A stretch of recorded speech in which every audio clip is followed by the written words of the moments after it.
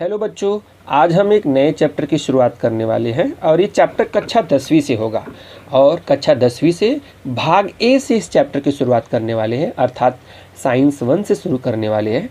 और ये भाग 1 का चैप्टर नंबर 3 होगा और इस चैप्टर का नाम है रासायनिक अभिक्रिया और समीकरण। बच्चों, ये चैप्टर रसायन विज्ञान से संबंध रखता है और इस चैप्टर में हम अलग अलग प्रकार की रासायनिक अभिक्रियाओं के नाम पढ़ने वाले हैं, उनकी जानकारी प्राप्त करने वाले हैं और उन्हें किस प्रकार संतुलित किया जाता है इत्यादि के बारे में भी हम सीखने वाले हैं। तो बच्चों, सबसे पहले हम देख लेते हैं कि इस चैप्टर के घटक कौन कौन से हैं। इस चैप्टर के घटक कौन कौन से हैं, घटक अर्थात क्या क्या हम पढ़ने वाले हैं, कौन कौन से टॉपिक के बारे में हम लोग जिक्र करने वाले। तो सबसे पहले हम रासायनिक अभिक्रिया के बारे में जानकारी प्राप्त करने वाले हैं, यानी केमिकल रिएक्शन क्या होता है उसके बारे में जानकारी प्राप्त करेंगे। इसके बाद रासायनिक अभिक्रियाओं के लेखन के नियम। अच्छा, ये रासायनिक अभिक्रिया किस प्रकार लिखी जाती है और इनके लिखने के क्या क्या नियम है, किस तरह की कंडीशन है, किस तरह की शर्त है, आपको किन किन नियमों को ध्यान में रखकर इन रासायनिक अभिक्रियाओं को लिखना पड़ेगा इत्यादि के बारे में हम रासायनिक अभिक्रियाओं के लेखन के नियम के अंतर्गत जानकारी प्राप्त करने वाले हैं। ठीक है, इसके बाद हम जिक्र करेंगे, बात करेंगे रासायनिक समीकरण संतुलित करना। जैसे कि आप जानते हो कि रासायनिक अभिक्रियाएं असंतुलित होती हैं, कभी कभी संतुलित भी होती हैं। तो जब रासायनिक अभिक्रिया असंतुलित होती है तो उस समय हम उसे किस प्रकार संतुलित कर सकते हैं उसकी भी जानकारी हम रासायनिक समीकरण संतुलित करने के अंतर्गत प्राप्त करने वाले हैं। इसके बाद जो आखिरी दौर होगा, जो आखिरी भाग होगा, वो रासायनिक अभिक्रियाओं के प्रकार। बच्चों, रासायनिक अभिक्रियाओं के प्रकार का अर्थ है कि ये रासायनिक अभिक्रियाएं के कितने टाइप्स हैं, जैसे कि संयोग अभिक्रिया होगी, विस्थापन अभिक्रिया होगी इत्यादि के बारे में हम चैप्टर के आगे वाले भाग में जानकारी प्राप्त करने वाले हैं।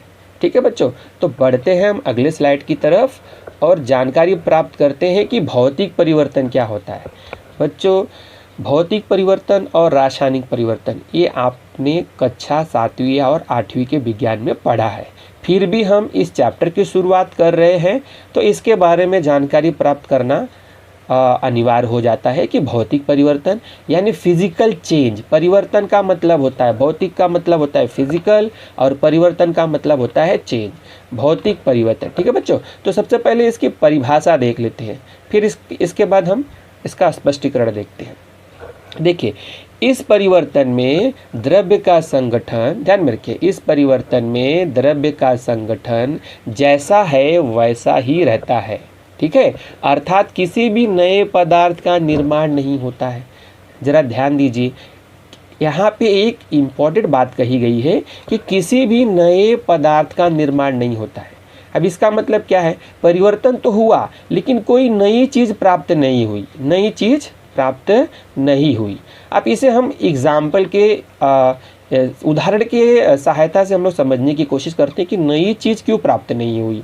देखिए, बर्फ़ का पानी बनना, बर्फ़ का पानी बनना, ये बर्फ़ का टुकड़ा है समझो, आपने इसको फ्रीज से निकाल दिया। ठीक है, इस बर्फ़ के टुकड़े को आपने फ्रीज से निकाल दिया तो कुछ देर के बाद वो क्या है, पानी बनने लगता है, कुछ देर के बाद पानी बनने लगता है। ठीक है बच्चों, तो अभी हमें यहाँ पे क्या ध्यान में रखना है कि यहाँ पे नया पदार्थ नहीं बना। इस परिभाषा में कहा जा रहा है कि कोई भी नए पदार्थ का निर्माण नहीं होता है। तो इसका मतलब क्या हुआ बच्चों, आपने जो बर्फ़ का टुकड़ा निकाला और यहाँ पे जो पानी है, यहाँ पे जो पानी है, बर्फ़ का जो टुकड़ा है वो भी पानी ही है, उसका भी सूत्र आप H2O ही लिखने वाले हैं। पानी का सूत्र H2O होता है। यहाँ पे 2 हाइड्रोजन के परमाणु होते हैं, ऑक्सीजन का 1 परमाणु होता है। और यहाँ पे जो पानी है, जो द्रव बन चुका है, जो आप पीते हो, ठीक है, उसका भी सूत्र H2O ही है बच्चों, उसका भी सूत्र क्या है, H2O ही है। ठीक है, अर्थात यहाँ पे अवस्था परिवर्तन हुआ है। यहाँ पे क्या हुआ बच्चों, यहाँ पे अवस्था परिवर्तन हुआ है, यानी बर्फ पानी बन गया है लेकिन बर्फ में भी H2O है। ध्यान में रखिए, सूत्र H2O।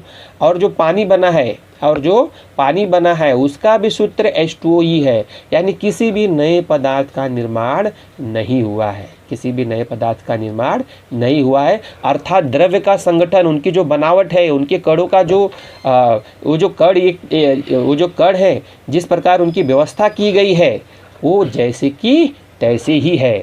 इसीलिए इस परिवर्तन को हम क्या कहेंगे बच्चों? भौतिक परिवर्तन कहेंगे।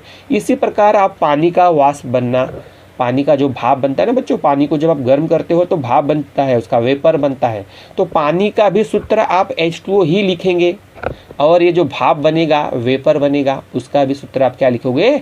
H2O ही लिखने वाले हैं। यानी दोनों का सूत्र क्या है? एक ही है, यानी किसी भी नए पदार्थ का निर्माण नहीं हुआ है। बढ़ते हैं अगले स्लाइड की तरफ बच्चों, जहाँ पे हम जानकारी प्राप्त करेंगे रासायनिक परिवर्तन के बारे में। किसके बारे में? रासायनिक परिवर्तन के बारे में। केमिकल चेंज, रासायनिक मतलब केमिकल, परिवर्तन मतलब चेंज। अब बच्चों ये जो परिभाषा है ये भौतिक परिवर्तन की परिभाषा से थोड़ी अलग है। अच्छा देखिए ये अलग क्यों है? क्योंकि इस परिवर्तन में द्रव्य का संगठन बदलता है, यानी ये जो कण है, जो कण रहेंगे उनकी जो अरेंजमेंट है, उनकी जो व्यवस्था है बदल जाएगी, क्योंकि नए पदार्थ का निर्माण होता है। यहाँ पे किसी भी नए पदार्थ का निर्माण होता है। यहाँ पे भौतिक परिवर्तन के जैसे नहीं है कि किसी भी नए पदार्थ का निर्माण नहीं हो रहा है, यहाँ पे नए पदार्थ का निर्माण हो रहा है। ध्यान रखिए, बहुत इंपॉर्टेंट बात है, नए पदार्थ का निर्माण हो रहा है। इसीलिए द्रव्य का संगठन, यानी जो उनकी बनावट है, कणों का जो कणों को जिस प्रकार अरेंजमेंट दी गई है, जिस प्रकार उनकी व्यवस्था की गई है, उसके अंदर बदलाव ही मिलेगा, थोड़ा नहीं बोल सकते हैं, बदलाव ही मिलेगा। ठीक है, जैसे कि यहाँ पे एक एग्जाम्पल देख लीजिए, दूध का दही बनना। ठीक है, आप लोग को अच्छी तरह से मालूम है कि दूध का दही कैसे बनता है। ठीक है, और आप लोग खाते भी हो घर पे। तो यहाँ पे बच्चों दूध का दही बन गया। दही एक नया पदार्थ है, दही एक नया पदार्थ है। दही से आप दूध नहीं बना सकते हो, ध्यान में रखिए। रासायनिक परिवर्तन की यही तो खासियत है कि एक बार पदार्थ परिवर्तित हो गया तो उसे वापस पुनः वैसे के जैसे कि तैसे पदार्थ में बदलना मुश्किल होता है, कठिन होता है। तो दूध का दही बन गया। यहाँ पे दही एक नया पदार्थ है, इसमें कणों की जो व्यवस्था रहेगी वो अलग रहेगी। अर्थात इसमें एक ऐसा परिवर्तन हुआ है जिसमें द्रव्य का संगठन बदल गया है और इस परिवर्तन में एक नए पदार्थ का निर्माण हुआ। इसी प्रकार लोहे में जंग लगना भी, इसका भी उदाहरण हम बता सकते हैं कि लोहे में जब जंग लगता है तो ये एक रासायनिक परिवर्तन है। यहाँ पे जंग का फॉर्मूला बदल जाता है, जंग का सूत्र बदल जाता है और द्रव्य का संगठन भी बदल जाता है। बच्चों बढ़ते हैं अगले स्लाइड की तरफ और कुछ और एग्जाम्पल के बारे में हम लोग थोड़ा जिक्र करते हैं कि भौतिक परिवर्तन और रासायनिक परिवर्तन क्या होता है। बच्चों यहाँ पे कई सारे एग्जाम्पल दिए गए हैं, लेकिन मैं एक दो एग्जाम्पल आपको एक्सप्लेन करूँगा। बर्फ़ का पानी में रूपांतरण होना आपको अच्छी तरह से मालूम हो गया। मैं एक भोजन का पकना बताऊँगा। बच्चों आपको जैसा मालूम है कि भोजन का पकना क्या है बच्चों, जब भोजन पक जाता है तो पकने का अर्थ है कि एक नया स्वरूप प्राप्त कर लेता है, वो एक नया स्वरूप प्राप्त कर लेता है। द्रव्यों का संगठन यानी उनकी जो बनावट है वो बदल दी जाती है। और एक बार भोजन पक गया तो उस पके हुए भोजन से वापस आप उस पुराने वाले पदार्थ को नहीं प्राप्त कर सकते हो। एक बार आपने उस भोजन को पका लिया है तो वापसी नहीं हो सकती है, उसे वापस जैसे का तैसा, यानी जहाँ से वो बना है, भोजन जहाँ से पका है उसे बनाना थोड़ा कठिन है। यानी यहाँ पे नए पदार्थ का निर्माण हो गया है और इसलिए कौन सा परिवर्तन है बच्चों? ये रासायनिक परिवर्तन है। फलों का पकना, एक बार फल पक गए तो पके हुए फल से वापस आप पुनः पुराना वाला जो फल क्या जो स्वरूप था आप उसे बना सकते हो क्या? नहीं बना सकते हो। यानी यहाँ पे रासायनिक परिवर्तन हुआ है। कौन सा परिवर्तन हुआ है? रासायनिक परिवर्तन हुआ है। ठीक है बच्चों, तो इसलिए इसे हम क्या कहेंगे? इसलिए हम इसे रासायनिक परिवर्तन के अंतर्गत गिनेंगे। ठीक है, तो उसी प्रकार जठर में अन्न का पचना, इसका भी एग्जाम्पल आप ले सकते हो। जठर में अन्न का पचना जो है उसका भी आप एग्जाम्पल बता सकते हो कि कैसे ये रासायनिक परिवर्तन के अंतर्गत आता है।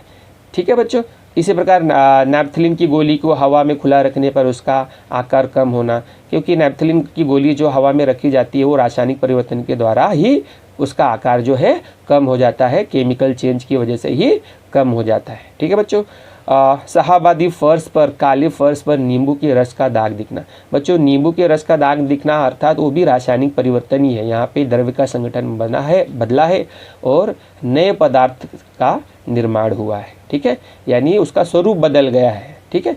तो रासायनिक परिवर्तन जब भी होगा वहाँ पे आपको द्रव्य का संगठन बदलेगा और नए पदार्थ का निर्माण होगा। ठीक है बच्चों, ठीक है।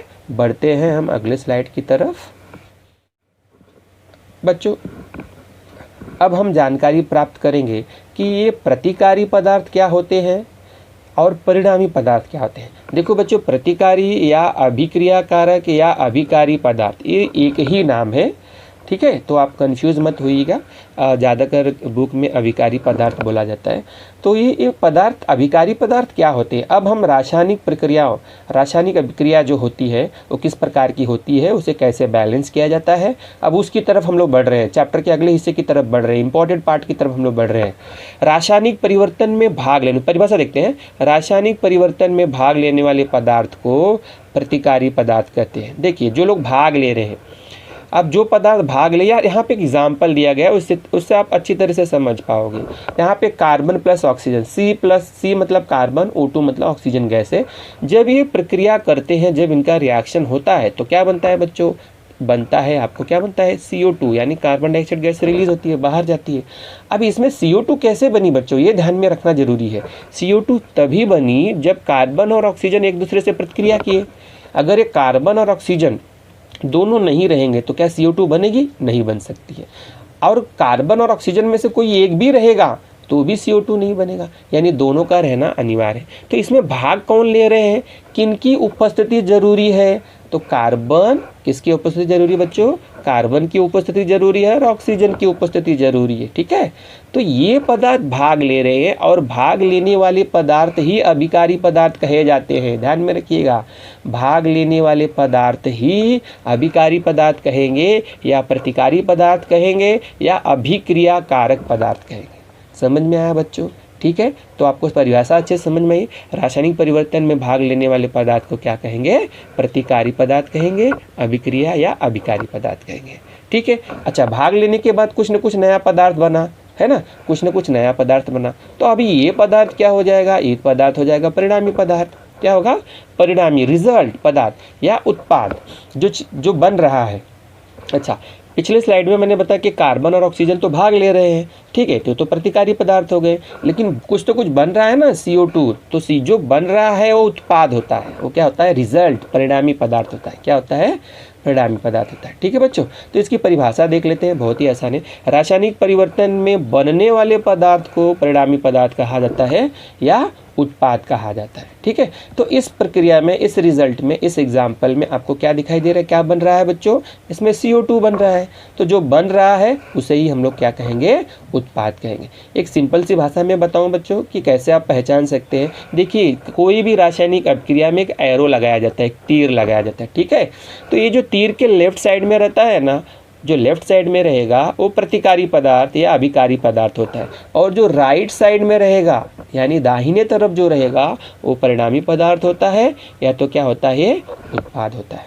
ठीक है बच्चों, आपको आज का लेक्चर कैसा लगा ज़रूर कमेंट कीजिए, शेयर कीजिए, चैनल को सब्सक्राइब कीजिए। धन्यवाद।